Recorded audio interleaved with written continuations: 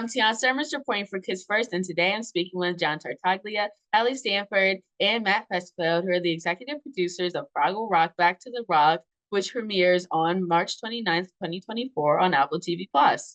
Mr. Tartaglia is a singer, puppeteer, and an actor. He has worked on Sesame Street, Shrek the Musical, and he has even had his own Disney Channel show called Johnny and the Sprites. Ms. Stanford is a television producer who has worked on many projects for the Jim Henson Company, as well as other products for companies like PBS Kids. Mr. Fusfeld is a producer and writer who is best known for his work on Fraggle Rock Back to the Rock. Welcome to the show. Hi, thanks for having us. Thank you. Hi, I'm super excited to be speaking with you. I love Fraggle Rock Back to the Rock. I actually just recently went to California, was watching season 1 on the plane. So I absolutely love this show so much. Oh, thank you. Yes, of course. So let's get right into it. Mr. Tartaglia, Fraggle Rock is back for a new season that youth can enjoy. What was the vision when going into season 2 of the show? Well, we really wanted to take all the things that people loved about season 1, we got to establish, for Fraggle fans of the original series and new Fraggle fans, we wanted to listen to what they loved and take that and then take it all much more bigger and brighter and better. So we keep saying this is our epic second season. We really wanted to explore deeper themes and talk more about the characters' other sides that maybe, you don't always get to see. Who is Red Fraggle when she's not being athletic and competitive and an extrovert? Who's Gobo when he's not being the leader and he doesn't have all the answers? Who's Wembley when he actually can make up his mind about something? So I think it was really fun to dig a little bit deeper and just kind of take things a little bit further than we did in season 1. Yeah, and I love that aspect, getting to learn more about the characters, which allows the viewers to be able to relate to it more and want to come back and watch it. Yes, that's right. There's more to see. Yes, I love that so much. And Miss Stanford, touching on, this being a reboot of the 1983 Fraggle Rock show, what was the importance of taking shows like Fraggle Rock and reinventing them for a new generation of to enjoy, as well as people who are fans of the original show? Yeah, such a good question.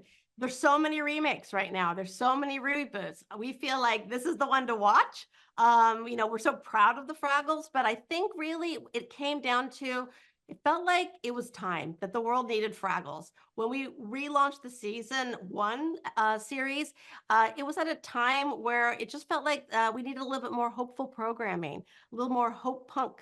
And Apple TV Plus, like, met us there. They were looking to do the same thing. So I just feel like it was the timing for the property to come back. And then we all are huge Fraggle Rock fans. So we all grew up with it when we were, your age. So we're so excited when we had this opportunity. We're like, oh, let's make it bigger. Let's explore Fraggle even more. Let's meet more Fraggles. Let's meet all kinds of Fraggles. So it just was an exciting opportunity for all of us artistically, as well as thinking about what a great time for this to come back into the world. Yeah, and I loved what you said about it being like the perfect time. And it's always good to introduce shows like this to a new generation. Like when I watched Fraggle Rock Back to the Rock, I personally wanted to go back and watch the original Fraggle Rock series, which of course came out before I was born. So I love getting to see shows like this. Oh, that's wonderful. That's the best thing you could have said. Thank you. So, Mr. Fusfeld, what are some of the highlights and messages of Fraggle Rock Back to the Rock season 2 that will make kids want to tune in and continue watching? Well, I think for me, one of the biggest highlights is the incredible musicians that we had come in this season. We have Adam Lambert, Ariana DeBose, David Diggs, Catherine O'Hara, Brett Goldstein, Espa, K-pop Espa. Uncle Traveling Matt goes to Seoul and meets Espa. So the music this season is just through the roof. And what was the other part of the question? Some of the messages. Oh, the messages. Oh man, we have this overarching message throughout the season dealing in kind of a metaphor for climate change and just change in general, how the Fraggles really need to stick together and keep hope and get solve this big problem. But then there's just these individual episodes that I really love too. We do one that's kind of a metaphor for social media and Twitter. The Fraggles encounter these things called repeaty birds, which are basically these birds that just repeat things that you say. And it's a really good message just about the power of words and your words and choosing them carefully. There's just so many things I'm excited about this season. Yeah, I'm excited. I definitely love seeing the guest appearances, and those messages are so important, especially for youth these days, growing up in a social media era. I definitely love all the messages that you're bringing to a younger and younger generations. Thank you. Oh, thank you. Yeah, of course. So, Mr. Tartagalia, behind the scenes, the Fraggles have been brought to life by puppetry and voice acting. What's the creative process to getting those separate lines of work to blend together so perfectly? Oh, that's a great question. Well, the puppeteers, with very rare exception, we do the voices as we're manipulating the puppets, right? So we're kind of one piece of it, right? So when I do Gobo, I'm doing the lines, saying the words, singing the music while I'm puppeteering the puppet. But with our celebrity characters, they're not puppeteers. And so we wouldn't be like, here, take this puppet you've never operated. Good luck. So, we'll bring in someone incredible like Brett Goldstein, and he'll lay down the lines for his character from the script. And then we'll assign a puppeteer to perform the movements for that character. And they will have listened to his reading, and they'll kind of get the feeling for what he did with that character. Then they'll perform it live on set, and then he'll go back in afterwards. Brett Goldstein will go back in afterwards and lay down those lines again to match what the puppeteer did. So it's this kind of odd collaboration. And even though the puppeteers and the voice talent are never in the same room together because we film in Canada and they are mostly here in Los Angeles, we're still working together to make a character. And so it's this really cool, it's kind of the spirit of Fraggle Rock. It's everyone working together for one common good. Yeah, I love getting to see it, like productions like that, like the mix of puppetry and voice acting. Like that's something that, of course, like we've seen before, but being able to show that to like younger and younger generations is even more incredible. So you never know, there could be another person who's like, oh my God, I want to do that when I grow up.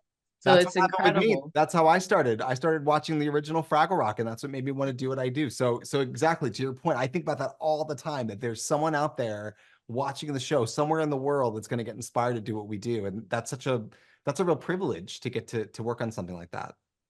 Yeah, I agree. Definitely love that so much. And Miss Stanford, many people, and part of what I was saying before, may make comparisons of Fraggle Rock to other shows with puppets that have been seen, in a sense, more frequently. What makes this show stand up from other productions? Well, I mean, I love any puppet show. So I love puppets. I think they're the coolest of all. So puppets, all the other TV shows we're excited about and we support. But I think what makes Fraggle Rock unique from a puppetry standpoint is it is a huge world. We've built this bigger world with like Gorgs and Doozers and Fraggles, and they all operate as puppets in a different way. Some are hand puppets, soft puppets. Some are animatronics, where the puppeteer is in a bodysuit, and there's the puppeteer off screen is controlling the voice and the eyes. And then the Doozers, those are like almost like little robots being controlled. This guy, he's the best Doozer of all. Being controlled off of camera and operated, remotely. It's just so extraordinary. All the technology that goes into it, all the artistry, all the different kinds of performers, and then coordinating it all on one shot. Yeah, this was definitely an incredibly made show. I love it so much. Definitely something I would love to watch with my family. And after doing this interview, I'm ready to watch it again with a whole new take on it. Yay! But thank you all for speaking with me. This was so much fun. Thank you. You were amazing. You were an amazing interviewer. I love the questions. Thank you. Bye. Thank you all so much for speaking with me. For everyone watching, be sure to watch Fraggle Rock Back to the Rock on Apple TV Plus starting March 29th, 2024. That's all for this interview for Kids First. Make sure to like and subscribe to our channel so you don't miss any of our next reviews or interviews. Again, I'm Tiana Sermons. Thanks for tuning in. Bye.